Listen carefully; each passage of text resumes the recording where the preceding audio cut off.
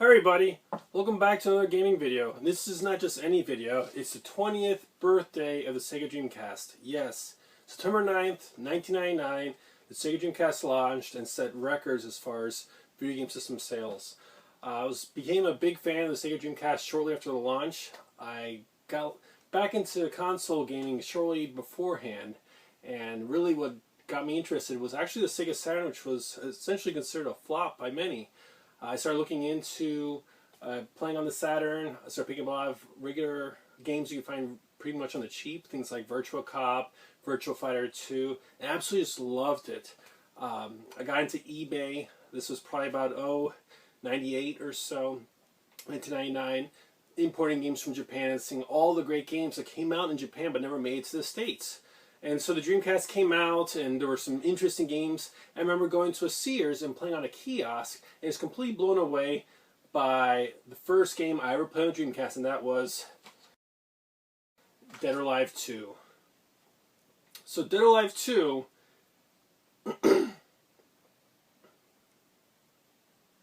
So Dead or Alive 2 was probably one of the most breathtaking games. I'm not talking about, hey, character models and so forth, but just simply just the sound, just the imagery, just how fluid everything looked.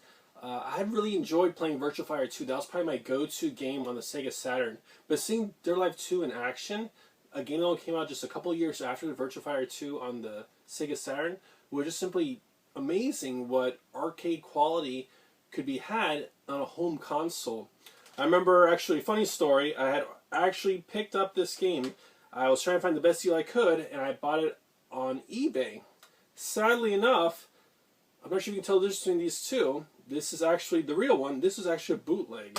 So they did a fair job, I guess, considering the date, but there was definitely, it was a hacked version. And so I had played hours upon hours upon hours, so I discovered that something seemed a bit off. And so it was actually that it wasn't a legit game like this one.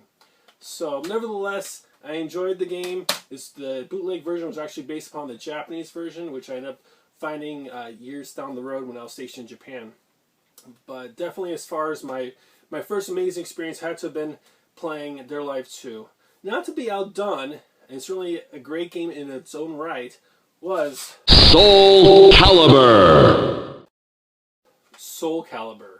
So I never did play Soul Blade. I remember during the PlayStation 1 era, Sega Saturn era, Sega had Virtua Fighter, PlayStation had Tekken. And so I know Dead or Alive came out, because when I looked at Dead or Alive 2, I thought to myself, there has to be Dead or Alive 1. And there was an original one that came out in Japan for the Sega Saturn, but it also came out for the PlayStation 1 in the United States. And so, but, the weapons fighter version, as far as a Namco fighter to go against the Tekken, was Soul Blade. And Soul Calibur came out on the Dreamcast. And I think what really set this apart for me was that I played Soul Calibur in my local arcade, and I was really impressed. However, playing this at home, I was even more impressed. It looked better, it played better. This was actually better than the arcade experience. So Soul Calibur, I tip my hat off to it. It's a great game, and they've only made it better and better with each successive generation. So Soul Calibur, if you don't have it for the Dreamcast, I recommend picking it up, just like Dead or Alive 2. The next two games are actually kind of one and the same, and that is Shenmue. So Shenmue was the free RPG, so it's supposed to be eye reactivity to try to show that, hey, a picture's worth more than 1,000 words. It wasn't just a blank screen like we had seen previously, or perhaps just really pretty cutscenes like in the Final Fantasy games. And so just playing around Yokosuka, Japan, seeing Ryo Hazuki try to, seek revenge for his slain father was just completely amazing story. Just living in his shoes, getting a job, doing all sorts of different experiences, and it ends up with this climactic fight and transitioning to what ends up being Shenmue 2. Now this game actually, I was really fortunate able to pick it up. I wasn't in Europe. It was an arm and a leg to import it. However, there was a gamer on dsimulation.com who he really wanted Bomberman Online, which I was able to get for a good price. And that didn't come out in Europe. And I really wanted Shenmue 2 for the Dreamcast. So we made a switch. I mailed him Bomberman Online, and he mailed me Shenmue 2. And this was like playing Shenmue, cranked up to 11, with a touch of Studio Ghibli magic. The last disc on it was just completely amazing. Now, it was really sad as far as seeing this not come out in the US. I remember seeing print ads for it in the official Dreamcast magazine, just getting excited for December. But then finding out the news that Sega decided they're not going to release it. It's going to come out on Microsoft's home console, the Xbox, and I did not want to wait for that to happen. When I heard that this was coming out in Europe and it'd be playable in English, I had to make the deal. So, my sleeper RPG, there's a couple on the system, but I think what really drew me in, and certainly based upon the genre, had to have been Record of Lotus War.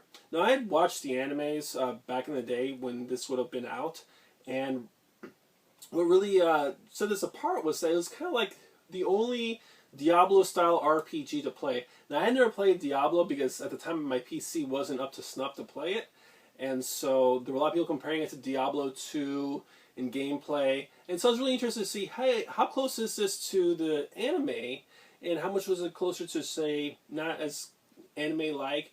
And this actually doesn't seem too anime-like if you're not into the more robust imagery. It tries to stick to the story, implementing some of the characters, but not drawing you too much into it as far as making it seem like you're playing somebody else's story. It's more like your own story. So, great gameplay. I think I probably put easily 80 hours of gameplay into it. Great experience. So if you like Diablo-style RPGs, Record of Lotus War is the way to go.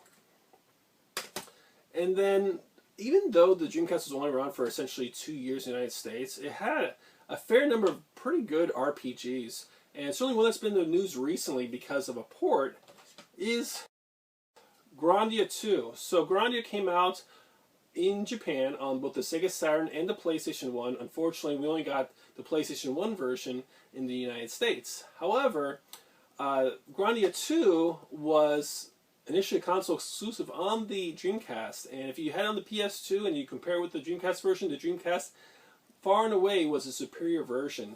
So it was a great RPG. You could hear, voices, live voice acting into it. A beautiful soundtrack that was really captivating. Really fun battle system. It really drew you in and had you interested in the characters. So definitely as far as Grandia 2, great game to pick up. If you don't have a Dreamcast and you're curious about it, certainly you can find it on the Switch. I believe it came out just recently. Grandia 1 and Grandia 2 together. Easily together with those two games, you'll usually get easily 120 plus hours of gameplay. So, but if you're looking to play it, something good on the Dreamcast, Grandia 2, make it happen. And if you're able to find it, there's actually an extra soundtrack disc if you still have it. So it looks like this, if you're looking for it, just in case. And this was published by Ubisoft. They actually published a few other RPGs at the time.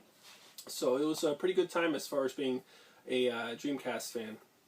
Now, switching gears back to fighting games, can't leave Capcom out of the picture. Now, Capcom was a great supporter of the Dreamcast. The reason being was because the Dreamcast was based upon the Naomi hardware that Sega developed. So it was an easy transition, and Capcom at the time had made so many arcade games on the system. However, this is a game that actually did not come out on Naomi hardware, but was rather part of Capcom's CPS3, and that was Street Fighter 3 Third Strike. Now I remember putting this in and playing it for the first time and hearing the soundtrack blare, the opening theme song with the cool animations. It was just, you crank that music up, turn up the bass, and you couldn't help but want to dance to it. And it was just a great 2D fighter. I was not really interested in the Street Fighter 3D perspective games. They had come out with the EX series on the PlayStation 1. It had a subsequent sequel on the PlayStation 2, but certainly, Street Fighter Alpha was an awesome game to play, and then Third Strike was just so much fun. It was so fascinating to play that. So many hours of gameplay, my thumbs are just aching. So definitely, as far as if there's a game to pick up, this is definitely the one. And definitely, you probably know why, because you've seen it on so many different other consoles. It came on the PS2, came on the Xbox. It also came out on Xbox 360 as a digital version. So definitely this game is, you look this game up on YouTube, you'll see so many videos. It's in so many different conventions and such for fighting game tournaments. Great game to pick up. Now, staying in the arcades, back to Sega, The House of the Dead 2. Now, like in games, I always fell in love with ever since I was a little kid, and now I had been playing Duck Hunt and having a great time, shooting the dogs, trying to shoot the dog, that stupid dog, and you just laugh. However, I remember playing The House of the Dead in the arcades and just getting blown away, but then realizing how much getting a little sticker shock trying to find it for the Sega Saturn. However, House of the Dead 2, better graphics, easier to acquire, cheap cost, but great gameplay. And certainly if you had the Mad Catz gun, you could set it for auto reload, auto fire, and you had 2 of those. Oh my gosh, you were like one of those Chow Yun Fat type, characters in those movies from back in the days, the Chinese action films. So definitely, it has been put onto other consoles like the Wii, but definitely, looking for the Dreamcast, having a lot of fun. It's definitely this one. A couple other ones, not to be outdone, if you like, the light gun style gameplay. Definitely, Death Crimson OX has a really big House of Dead 2 feel to it, and that was kind of like a sleeper. A lot of people weren't really aware of that one. And then certainly Virtual Cop 2 came out on the Sega Smash Pack, so that's one that looks even better than it did on the Sega Saturn and easy to pick up. And then probably the award that goes to most hours of gameplay by far, Phantasy Star Online. Version 1 and version 2 combined. I usually put in maybe 300 plus hours, and it was just so much fun to play it. I remember I had got laid off from my job back in 2002, and I already set my time for vacation. My vacation was essentially just staying home, saving money, and playing this game for like 40 plus hours over the 2-week period of time. It was just a great game to play. It's a great experience. Gorgeous music, gorgeous visuals. This is a game that was actually compatible with the VGA adapter. I remember one summer I was going away for school, and I took my big old hulking desktop computer, the VGA adapter, some computer speakers, and if I had some time, it was Phantasy Star Online all the way. Unfortunately, you couldn't play multiplayer other than online. I never did get a chance to play that back when it was an option. However, playing split screen with my wife on the original Xbox and on the GameCube was a great experience. And so I'm really looking forward to next year when Sega decides to bring over Phantasy Star Online 2 for the Xbox One. So definitely want to pick up. Going overseas, so certainly on the Sega Saturn I had imported a lot of games, and the Dreamcast I definitely did. If you take a look back there, got quite a bit of orange spines. Those are import games. However, the first game that just blew me away, best opening ever for a video game by far, especially for the genre, had to be Ikaruga. So definitely of treasure, fame and history. Definitely the sticker shock hit me when I saw what the cost was for Radiant Silvergun. But when I heard that Ikaruga was a spiritual successor, it was one I had to import day one from National Console Support. And I think it was like $60 at the time, and I remember playing it and just being blown away by the visuals. You can definitely pick it up. It's not too expensive in comparison to, say, Radiant Silvergun. You can pick up the GameCube version domestically for a little bit less, but not too much less. But definitely a great game, great visuals. It's just breathtaking. This is arcade quality, perfection at home. And then, last but not least, and certainly a game that many RPG gamers have been clamoring for an HD remake or sequel or just something brought up to the next gen because it's been stuck on the Dreamcast forever. Except for one exception, is Skies of Arcadia. Now, Skies of Arcadia Legend did come out on the GameCube with some additional modifications. However, a lot of people want to see this game with all the HD glory possible. It's such a great story. You'd use the VMU. It lets you know when you were flying your airship if there was certain things to discover, like treasures, even special locations. So if you had a VMU, it'd actually find additional content to play that if you didn't have a VMU, and heaven forbid you'd want to have a VMU, that's the only way to save an RPG game, this was the way to go. It's such a great game, 2-disc, gorgeous soundtrack from the makers of the folks behind the Sakura Taisen series, or Sakura Wars series, which was one of the only million game sellers on the Sega Saturn out of Japan. So definitely a great game to play. Definitely characters are endearing. You want to fight for them. You love their story. And definitely one of my top 10 games on the system. So definitely, hopefully you have some great memories. I'd love to read your stories as far as your Dreamcast memories or ones that you want to make. One of the memories I look forward to making today will be playing some Bomberman Online, 4 players, split screen. And that would be one of my honorable mention games just because it's a gorgeous game and a lot of fun, and who doesn't like Bomberman? So this is Kermit the Gaming Hermit.